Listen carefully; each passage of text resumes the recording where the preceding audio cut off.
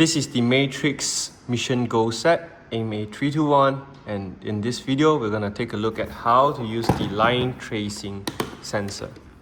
So this is the line tracing sensor, and before we start, let's build a robot.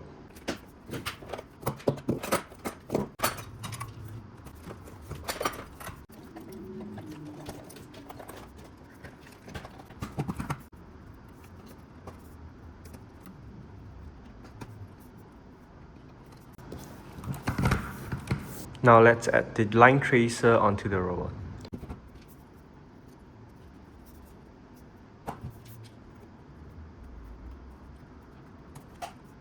This is how it should look like after installing the line tracer, and it's really close to the floor, so it's more consistent when it's scanning the line. The MATRIX line tracer is wired to the analog A3 port, only this port. There we go, the robot is ready. Let's start programming. Before we start programming, make sure our sensor is properly calibrated. So there are two ways to calibrate the sensor. So number one is to calibrate it with a black line. So put your robot next to a black line, hold on to the calibration button until the blue light is on, push it over the black line and then back. This should be okay. Let's have a look. Yep. So sometimes it has some error. So another way to do the calibration is to lift it up from the floor. So hold the calibration button, lift up the robot and put it back down. Lift up the robot and put it back down. All right, let's turn it off. All right, let's check. Yep, so I noticed the lifting up of the robot works better for my surface. So it depends on which method works for you. Use the correct method. Okay, so we are at the software, and this is how you view the value. First, let's set up the sensor. This is something that I keep forgetting. So make sure the line tracer sensor is set up properly. It's connected in the A3.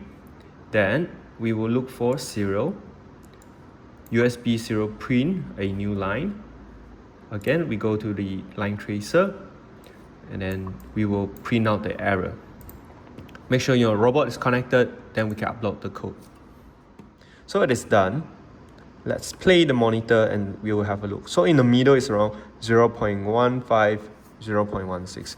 So as I slowly move the robot towards the left side of the line, so it's a -3, and if we go towards the right, is also around 3. Alright, with the value, now we can start programming our 4-line my block. So first, let's set up the motor also. This is something that I also sometimes forget. So make sure you set up the motor so the robot knows which motor, which port we are using for the motors. So to start following the line, I always want to create a my block for it. So create a my block name, follow line, with a few input. The first one is the speed. This is controlling how fast it follows the line. The next one is the KP. So this one is controlling how much it responds to the line. And lastly, the KD, how much it should slow down when it sees a big difference. Okay, with this, in the follow line, the first item we want to do is the error. We want to calculate the error. To calculate the error, we just get the sensors error reading and place it into the error. Next, we want to calculate the correction. So create a new variable named correction. So go to correction, and we can use only one, but I will go for 2, the P and D. So I will do the P first. So the P is very easy. We just get the error, multiply the KP. This is the P. Next, we have the D. Okay, so in the D, we also need a multiply, but before the multiply, the first action we want to do is the subtract. We want to subtract the error with the last error. So create a new variable called last error, place the last error into the subtract operators, and then multiply KD at the back. To start adjusting to the correction, we use the movement block. We add in the correction onto the left side. So speed plus our correction, and for the right side we will subtract it. So speed minus correction. With this, the robot will start following the line, and because we are using PD, so remember to set our last error as error again. Okay, so when we are using the matrix block, I will always want to add this function to wait for a button to start. If we don't do that, the robot will just run when the power is on. So to do that, this is how I do it. I will clear the screen and press up to start. Okay, then we will wait until our up button is pressed. After that, we will change this to running. So in the running, you can do this. Repeat until the down button is pressed, then it will stop the robot.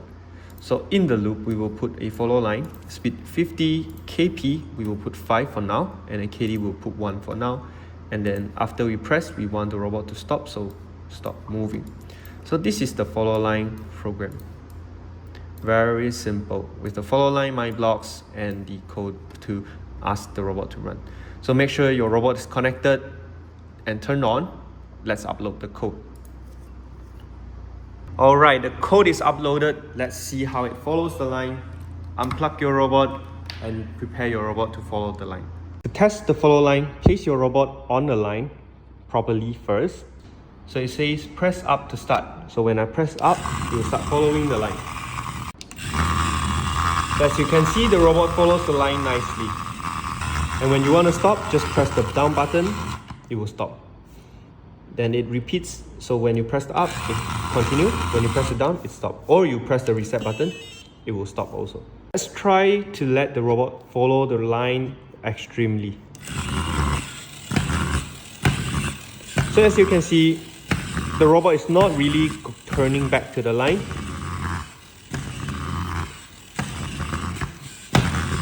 We can fix that. To fix that, we just need to increase our P. So now it's 5, let's change it to 10, and then we can change this to 5 maybe. Okay, upload, let's try again. Right, the code is uploaded with the new response. Let's give it a try. It's following the lines nicely now. Wow, look at it. Look at it. It's so good. Alright, that's it. So this is how you use the Matrix Line Tracer 10-channel sensor to follow a line. Hope you enjoyed this video. More videos to come on solving the elementary mission with the Matrix robot. Stay tuned.